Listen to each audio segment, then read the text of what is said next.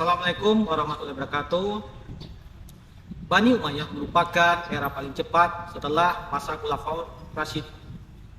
Proses penyebarannya hingga ke Afrika Utara, Andalusia, Cordoba, dan lain sebagainya. Bani Umayyah dipimpin oleh Muawiyah bin Abu Sufyan. Hubungan kekerabatannya sangat dekat dengan Khulafaur Rasyidin. Yang ketiga yaitu Utsman bin Affan. Mereka berdua sama-sama berasal dari keturunan Umayyah atau lebih tepatnya lagi Bani Umayyah.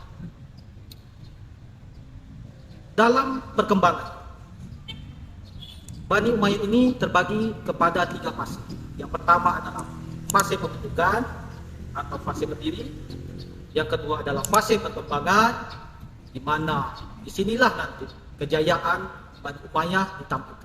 Serta yang terakhir adalah fase reruntuhan Bani Umayyah diakibatkan kelemahan sistem monarki, diakibatkan kelemahan politik KKN yang dilakukan oleh para khalifah, para pembesar yang terlibat dalam lingkup istana Bani Umayyah. Tidak hanya itu saja, faktor eksternal reruntuhan berasal dari serangan Bani Abbasiyah. Melihat titik kelemahan terhadap kekhalifahan terakhir Bani Umayyah, Marwan bin Muhammad sebagai raja ke-14, terdapat celah wilayah-wilayah Bani Umayyah yang telah melepaskan diri dan tidak mampu menjaga kesolidan persatuan dalam Bani Umayyah itu sendiri. Banyak video yang membahas tentang peradaban Bani Umayyah di Damaskus mulai dari tahun 661 sampai 750 Masehi. Namun saya pribadi merasa itu tidak cukup, dan untuk itu dalam pembelajaran SKI kelas 11 di mana model pertama dulu, saya mencoba menampilkan kompetensi dari siswa kelas 11 dalam menceritakan fase reruntuhan Bani Umayyah di Damaskus pada tahun 750 Masehi.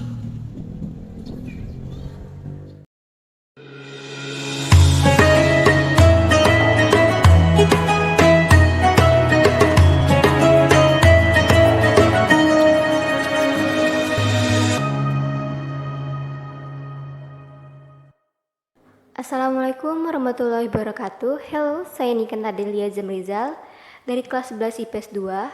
Di video kali ini saya akan membahas atau menjelaskan tentang sejarah keruntuhan dinasti Bani Umayyah.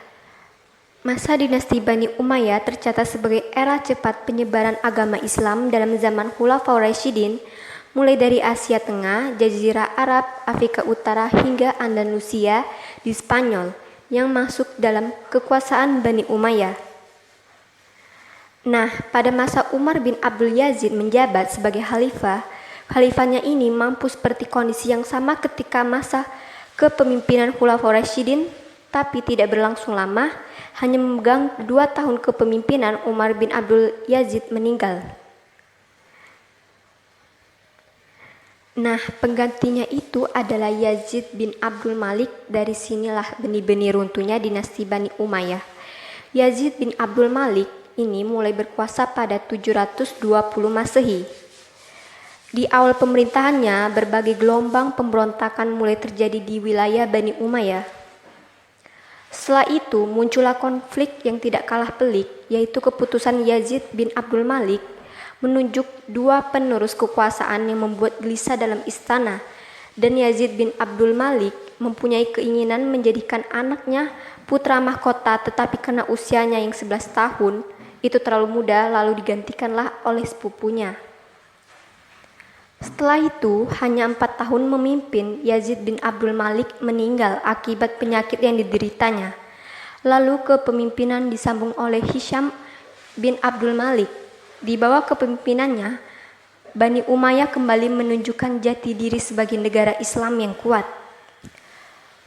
Pemberontakan yang pernah terjadi di Afrika Utara sempat berhasil dipadamkan, dan luasan Bani Umayyah juga berhasil ditegakkan kembali di Andalusia oleh Hisham bin Abdul Malik ini.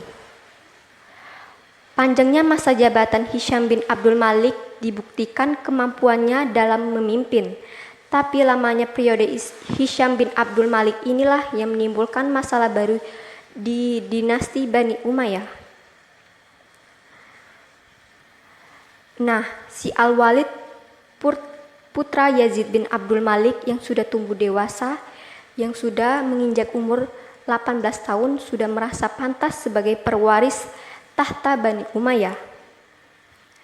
Setelah itu, konflik antara si Al-Walid ini dan pamannya Hisham tidak terelakkan.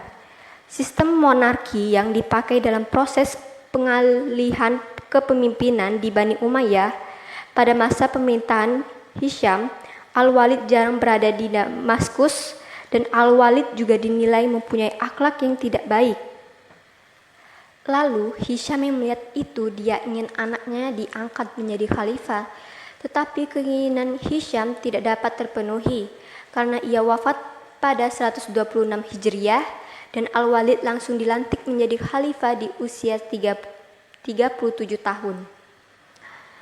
Nah, pengangkatan Al-Walid inilah yang menimbulkan reaksi berbagai kalangan. Kehidupan Al-Walid ini sangat tidak mencerminkan sebagaimana kehidupan seorang khalifah. Dia sering berpesta-pesta, menebar syahwat, minum minuman keras, dan menggoda wanita.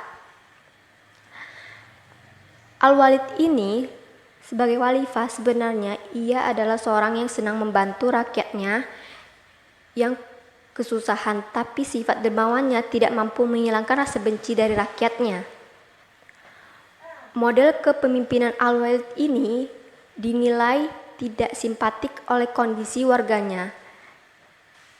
Inilah yang semakin menguatkan gerakan perlawanan terhadap lingkaran kekuasaan. Selain itu, faktor fanatisme kesukuan Arab masih kental di kalangan Bani Umayyah juga ikut memperburuk keadaan. Maka tak lama ia memimpin, dendam masyarakat akibat fanatisme kesukuan serta amarah rakyat yang memimpin dekat kemaksiatan bersatu padu untuk menggulingkan Khalifah Al-Walid bin Yazid ini. Nah, pasukan Al-Walid kalah kuat dan dari peristiwa ini Al-Walid mengakhiri hidupnya dan kepemimpinannya. Berakhirnya kepemimpinan Al-Walid bin Yazid ini menandakan titik terendah Bani Umayyah menjelang keruntuhannya. Dua pemimpin setelahnya, Yazid bin Al-Walid dan Ibrahim bin Al-Walid, tak mampu menahan gelombang pemberontakan yang menjalar di berbagai belahan negara. Hilangnya kepercayaan masyarakat bahkan tidak bisa disembuhkan dengan hadirnya Marwan bin Muhammad. Hingga di tahun 132 Hijriah, Marwan bin Muhammad terbunuh di Mesir dengan kelompok besar Bani Abbasiyah, muncul yang menandai era berakhirnya Khalifah Bani Umayyah di Damaskus. Sekian penjelasannya, saya akhiri. Wassalamualaikum warahmatullahi wabarakatuh.